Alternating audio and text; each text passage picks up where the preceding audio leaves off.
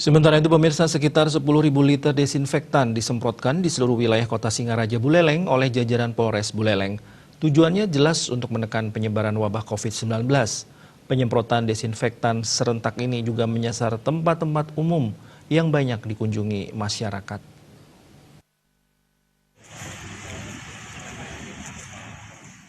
Penyemprotan dilaksanakan oleh jajaran Polres Buleleng berdasarkan instruksi Kapolri untuk melaksanakan penyemprotan disinfektan serentak. Polres Buleleng dibantu pemerintah Kabupaten Buleleng dan jajaran TNI dalam melaksanakan penyemprotan disinfektan. Kendaraan water cannon dengan kapasitas 6.000 liter dikerahkan untuk menyemprotkan cairan disinfektan di wilayah kota Singaraja. Sementara 4.000 liter cairan disinfektan sisanya disemprotkan dengan menyasar tempat-tempat umum yang banyak dikunjungi oleh masyarakat seperti taman kota maupun pasar tradisional.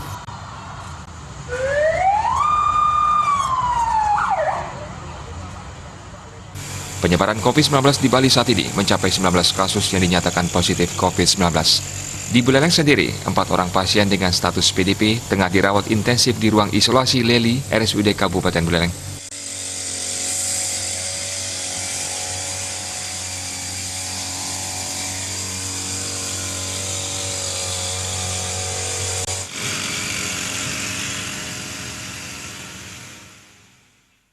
Saat ini ada 10.000 larutan disinfektan yang kita akan lakukan disinfeksi pada sentral-sentral kegiatan masyarakat, kemudian tempat-tempat di mana masyarakat sering melaksanakan kegiatan, untuk kita yakinkan objek-objek yang sering disentuh atau bersentuhan dengan masyarakat itu betul-betul steril, sehingga masyarakat tidak perlu terjadi kekhawatiran ataupun kepanikan yang berlebihan, sehingga keteraturan sosial khususnya di Kabupaten Buleleng ini masih tetap terjaga.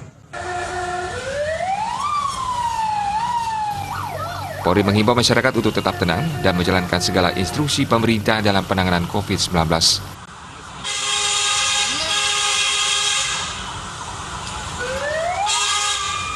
Komang Yuda, Bali TV.